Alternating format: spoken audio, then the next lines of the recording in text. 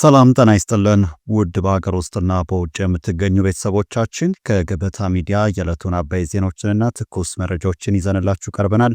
አብራችሁን ቆዩ። በቅድሚያም ዋና ዋናዎቹን ሻዕቢያን ልኩን ማስገባት አለብን ሲሉ ጀነራሉ ተናገሩ። ኢሳያስና ሻዕቢያን ጭራቅ ሲሉ የገለጿቸው ሲሆን ሻዕቢያ እስካለ ድረስ በቀጠናው ትርምስ አይጠፋም ሲሉም ተደምጠዋል። ኢሳያስ ተገዶ ይደራደራል ያሉት ጀነራሉ በአሁኑ ወቅት ብልጽግና ለመጣር እየተንቀሳቀሱ ያሉት እንደ ፋኖ ያሉ አማጽያኖች ተላላኪና ወኪል ናቸው በማለት ፈርጀዋል። ይዘነዋል። አሜሪካ ኢትዮጵያን መረጣች።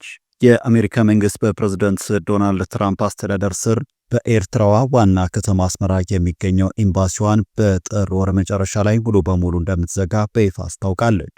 ይህ እርምጃ ትራምፕ ለአሜሪካ ዲፕሎማሲያዊ ግንኙነት ጠቀሜታ ከሌላቸው ሀገራት መካከል ኤርትራ አንዷ መሆኗን ተከትሎ የመጣ ሲሆን ለኤርትራው ፕሬዝዳንት ኢሳያስ አፈወርቂ ከአሜሪካ ጋር አዲስ ግንኙነት ለመፍጠር ተስፋ በጣሉበት ወቅት የደረሰ ያልተጠበቀ ከባድ ስጋት ለኢትዮጵያ ደግሞ በጎ ዜና ሆኗል። ተሰሙታላችሁ። ኢትዮጵያ ኒውክሌር ልትታጠቅ ነው። ኢትዮጵያም ከ10 ዓመት ባነሰ ጊዜ ውስጥ የኒውክሌር ቴክኖሎጂን በመገንባት የኃይል ማመንጨት እንደምትጀምር የኢትዮጵያ የኒውክሌር ኢነርጂ ኮሚሽን አስታውቋል። እስከ ዝግጅታችን ፍጻሜ አብራችሁን ስትቆዩም የምታደምጡት ሌላኛው ጉዳይ ነው።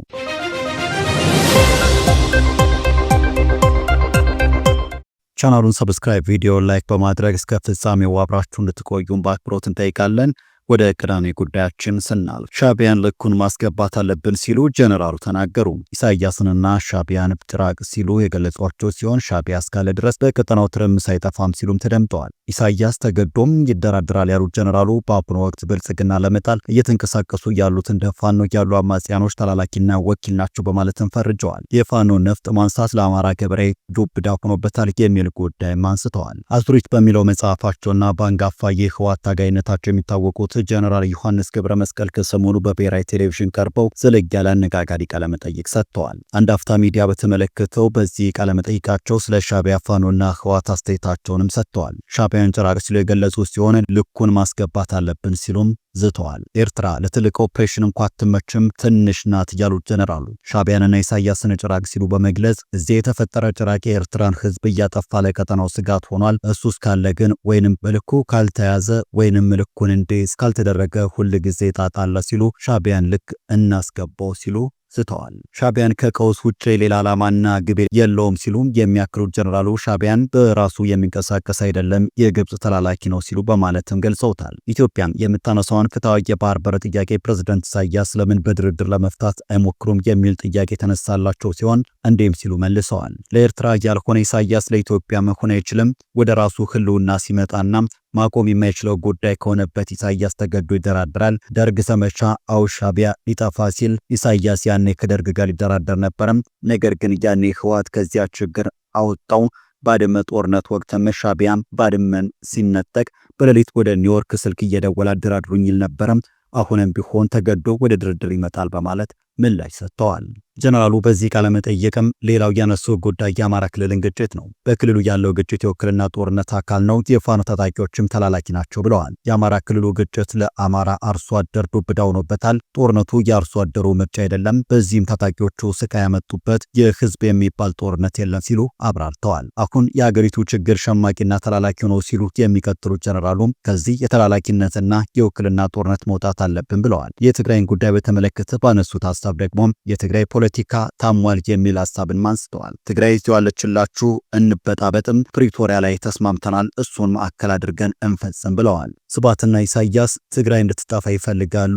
ህዝቡ ላይ ቂም አላቸው። የትግራይ ህዝብ እንደ ህዝብ ተቀጥቷል። ትግራይ በአሁኑ ወቅት በራሷ እጅ አይደለችም ሲሉ ማክለዋል። በቀጣይ መረጃችን የአሜሪካ መንግስት በፕሬዝዳንት ዶናልድ ትራምፕ አስተዳደር ስር በኤርትራ ዋና ከተማ አስመራ የሚገኘው ኤምባሲዋን በጥር ወር መጨረሻ ላይ ሙሉ በሙሉ እንደምትዘጋ በይፋ አስታወቀች። ይህ እርምጃ ትራምፕ ለአሜሪካ ዲፕሎማሲያዊ ግንኙነት ጠቀሜታ ከሌላቸው ሀገራት መካከል ኤርትራ አንዷ መሆኗን ተከትሎ የመጣ ሲሆን ለኤርትራው ፕሬዝዳንት ኢሳያስ አፈወርቂ ከአሜሪካ ጋር አዲስ ግንኙነት ለመፍጠር ተስፋ በጣሉበት ወቅት የደረሰ ያልተጠበቀ ከባድ ስጋት ሆኗል። የአሜሪካ መንግስት ይህን ውሳኔ ለመወሰን የተገደደው በትራምፕ አስተዳደር ኤርትራ በነበራት አቋም ምክንያት መሆኑ ተመላክቷል። ፕሬዝዳንት ትራምፕ ከዚህ ቀደም በይፋም ሆነ በውስጥ ለውስጥ ጉዳዮች ላይም ጥርስ ከነከሱባቸው ሀገራት መካከል ኤርትራ አንዷ ነች ሲሉም ተደምጠዋል። በዚህም ምክንያት ከዚህ ቀደም ያልተጠበቁ ውሳኔዎች ከአሜሪካ በኤርትራ ላይ እየተወሰኑ ሲሆን የኤምባሲ መዘጋቱ ደግሞ የዚህ ሰንሰለት የመጨረሻ እርምጃም ሆኗል። ይህ ውሳኔ በዲፕሎማሲያዊ ግንኙነቶች መቀዛቀዝ ወይም በአስመራ ውስጥ በሚሰሩ የአሜሪካ ዲፕሎማቶች የስራ አካባቢ አየር አስቸጋሪነት ምክንያት የመጣ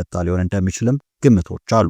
ፕሬዝዳንት ኢሳያስ አፈወርቂ አሜሪካ ከቀድሞ አስተዳደር ጋር የነበራትን ቀዝቃዛ ግንኙነት በመተው በትራምፕ አስተዳደር ስር አዲስ የትብብር ምዕራፍ እንደሚከፈት ተስፋ አድርገው ነበር። የኤምባሲው መዘጋት ውሳኔ ግን ይህ ተስፋቸው ከንቱ መሆኑን የሚያሳይ በጣም አስደንጋጭ እርምጃም ሆኖባቸዋል። በአስመራ የሚገኘው የአሜሪካ ኤምባሲ የኤርትራን ዓለም አቀፍ ግንኙነትና ሰብአዊ መብት ጉዳዮችን ለመከታተል ቁልፍ ሚና የነበረው ሲሆን መዘጋቱ የፕሬዝዳንት ኢሳያስ መንግስት ከዓለም አቀፉ ማህበረሰብ የመገለል አደጋ ሊያባብሰው እንደሚችል ይታሰባል። ይህ እርምጃ በኢትዮጵያና በአሜሪካ መካከል ያለው ግንኙነት እጅግ ጠንካራና የላቀ ደረጃ ላይ መድረሱን በግልጽ የሚያሳይ ምልክት ተደርጎ ተወስዷል። በዲፕሎማሲው መድረክ በከፍተኛ ደረጃ እየገሰገሰች ላለችው ኢትዮጵያ የአሜሪካ ከአስመራ የመውጣት ውሳኔ በአካባቢው ቀጠና ውስጥ ያሉትን የዲፕሎማሲ ክብደት ከፍተኛ ድል መሆኑን ያመላክታል። የአሜሪካ የዲፕሎማሲ እንቅስቃሴ ከኤርትራ ወደ ኢትዮጵያ በይበልጥ ማተኮሩ ለአዲስ አበባ ትልቅ የፖለቲካ ትርፍ ያስገኝላታል ተብሎም ይጠበቃል። አሜሪካ ኤምባሲዋን በአስመራ የመዝጋት ውሳኔዋ በቀጠናዊ ዲፕሎማሲ አሰላለፍ ላይ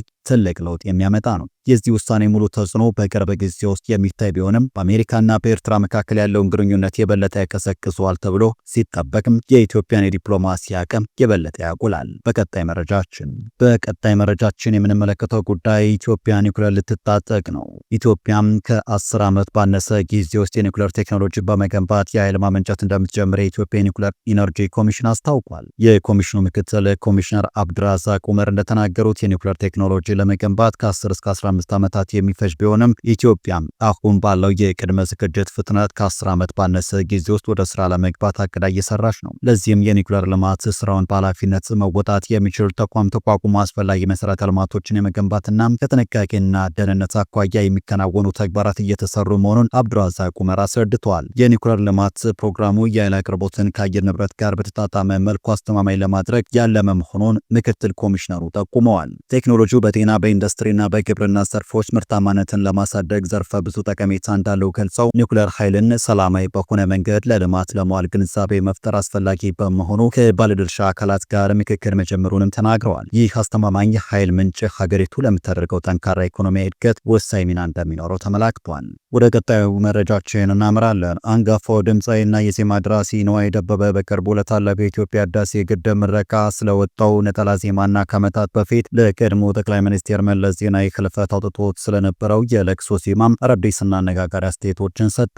ነዋይ በአርቲስት ቲቪ ከአርቲስት አዳነች ወልደ ገብርኤል ጋር ባደረገው ቃለ መጠይቅ ለ120 ሚሊዮን ህዝብ ክብርና እንደ አንድ የጥበብ ሰው ለአባይ ግድብ ለመስፈን ስላልቻለም በ3 እና 4 ቀናት ውስጥ የተቀናበረ አዲስ ስራ ለምረቃው ማድረሱን ተናግሯል። ስራው በፍጥነት የተሰራ ቢሆንም በጥራት ለበዓሉ መድረሱን የገለጸው ድምፃዊው ለዚህ ስራውም ጠቅላይ ሚኒስትር አብይ አህመድ ምስጋና እንዳቀረቡለት ገልጿል። በሌላ በኩል የቀድሞ ጠቅላይ ሚኒስትር መለስ ዜናዊ ሲሞቱ ስለዘፈነው የለቅሶ ዜማ ሲጠየቅ ሰው ይቅርና ወፍን ሲሞት ኢትዮጵያ ያለቅሳል በማለት ባህሉን ያስታውሰው ነው አይደበበም። ሆኖም ለዚያ ዘፈን የኢትዮጵያ ህዝብ መልሶ ይቅርታ እንደጠየቀ አረጋግጧል። ይቅርታ የጠየቀበትና የሚቆጭበትን ምክንያት ሲያስረዳ አሰብን ለካ በአደራ ያስረከቡት እሳቸው መሆኑ አሁን ነው በደንብ እየገባኝ የመጣው ብሏል። በተለይም የቀይ ባህር ጉዳይ እንደሚቆጨው ሲገልጽ ቀይ ባህርን የሚያክል ትልቅ ሀብት ግመል ይጠጣበት ብለው ሰጥቷል የሚለው ነው በወቅቱ ብረዳ ኖሮና ውስጤ ቢኖር ኖሮ ያን ዜማ አላወጣውም ነበር ሲል በቁጭት ተናግሯል። ድምፃዊው አክሎም ለተለያዩ ድምፃውያን ግጥምና ዜማ በመስጠት የሚታወቅ ሲሆን እስካሁን ለሰዎች የሰጣቸው ዘፈኖች ቁጥር 150 እንደሚደርሱም ጠቁሟል። በመጨረሻም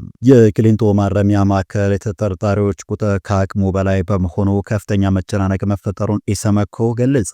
የኢሰመኮ ዋና ኮሚሽነር ብርሃኑ አዴሎ በፌዴራል ማረሚያ ቤት ኮሚሽን የቂሊንጦ የጊዜ ቀጠሮ ማረፊያ ማዕከል ጉብኝት ማድረጋቸውን ተከትሎ ማዕከሉ መያዝ ከሚችለው የተጠርጣሪዎች ቁጥር በላይ በመያዙ ከፍተኛ መጨናነቅ መፈጠሩን የኢትዮጵያ ሰብአዊ መብቶች ኮሚሽን ኢሰመኮ አስታውቋል። በማዕከሉ ውስጥ ተጠርጣሪዎች ስለሚኖራቸው ቆይታና ስለሚያገኟቸው አገልግሎቶች በቂ ማብራሪያ ማግኘታቸው በመልካም ጎን እንደሚጠቀስ ኮሚሽኑ ገልጿል። ታህሳስ 11 ቀን 2018 በፌዴራል ማረሚያ ቤት ኮሚሽን ቂሊንጦ የጊዜ ቀጠሮ ማረፊያ ማዕከል ጉብኝት ማድረጉን የገለጸው ኮሚሽኑ በዚህም የተጠርጣሪዎች የሰብአዊ መብቶች አያያዝን አስመልክቶ በታዩ መልካም ለውጦችና ትኩረት በሚሹ ጉዳዮች ላይም ከተጠርጣሪዎች ተወካዮች ከማዕከሉና ከፌዴራል ማረሚያ ቤት ኮሚሽን የስራ ኃላፊዎች ጋር ውይይት ማድረጉን ገልጿል። ኢሰመኮ በወጣው መግለጫ በጉብኝቱ ማዕከሉ መያዝ ከሚችለው የተጠርጣሪዎች ቁጥር በላይ የያዘ በመሆኑ ከፍተኛ መጨናነቅ መፈጠሩን ኮሚሽኑ አመላክቷል። በአካለ መጠን ያልደረሱ ተጠርጣሪዎች ከሌሎች ተለይተው ለመያዛቸው መዝጊያ የሌላቸው መጸዳጃና መታጠቢያ ቤቶችን ጨምሮ የተወሰኑ የውሃ ቧንቧዎች አገልግሎት መቆማቸውና በማረሚያ ቤቱ የተወሰኑ ዞኖች ለተጠርጣሪዎች በቂ የመንቀሳቀሻ ቦታ ለመኖሩ በማዕከሉ የተገኙ ድክመቶች ሆነው ተለይተዋል። ከዚህ ባለፈም ተጠርጣሪዎች ለመያዝ የሚፈቀድላቸው አነስተኛ የብር መጠን እስከ 200 ብር ብቻ መሆኑ የሚያስፈልጓቸውን ሸቀጦች ለመግዛት በቂ አለመሆኑ ተጠርጣሪዎች የሚፈልጓቸውን መጽሐፍት ለማስገባት መቸገራቸው እንዲሁም ለአንድ ተጠርጣሪ የዕለት ቀለብ የተመደበው 35 ብር ምግብ ለማቅረብ አለመብቃቱ ትኩረት የሚሹ ጉዳዮች መሆናቸውን ኢሰመኮ በጉብኝቱ ለመገንዘብ መቻሉን ገልጿል። ይሁን እንጂ ተጠርጣሪዎች በማዕከሉ ስለሚኖራቸው ቆይታና ስለሚያገኟቸው አገልግሎቶች በቂ ማብራሪያ የሚሰጣቸው መሆኑ፣ መብቶችና ግዴታዎቻቸውን በጽሁፍ እንዲያገኙ መደረጉ፣ ከበጎ አድራጎት ድርጅቶች ጋር በመተባበር ነጻ የህግ ድጋፍ አገልግሎት ማግኘታቸው በመልካም ጎን የተነሱ ጉዳዮች መሆናቸውን አስታውቋል። መግለጫው አክሎም ለሃይማኖት ነጻነት ምቹ ሁኔታ መፈጠሩ፣ በማዕከሉ መሰረታዊ ፍጆቶችን በግዢ ማግኘት የሚቻልበት አማራጭ መቅረቡና ለመጠጥና ለንጽህና መጠበቂያ የሚሆኑ በቂ የውሃ አቅርቦቶች መኖሩ በጉብኝቱ አበረታች ሆነው ከተገኙ ሌሎች ተግባራት መካከል እንደሚካተቱ ጠቁሟል። የኢሰመኮ ዋና ኮሚሽነር ብርሃኑ አዴሎ በቂሊንጦ የጊዜ ቀጠሮ ማረፊያ ማዕከል ያለውን መጨናነቅ ለመቀነስ ፍርድ የተሰጣቸውን ሰዎች በአፋጣኝ ወደ ቃሊቲ ከፍተኛ ጥበቃ ማረሚያ ቤት ለማዛወር የተላለፈውን ውሳኔ በፍጥነት ተግባራዊ እንዲደረግ ያሳሰቡ ሲሆን በማዕከሉ ለሚገኙ የጊዜ ቀጠሮ እስረኞች የተመደበው በጀትም እንዲሻሻል ለማድረግ የተጀመሩ ጥረቶች እንዲጠናከሩ እንዲሁም ከንጽህናና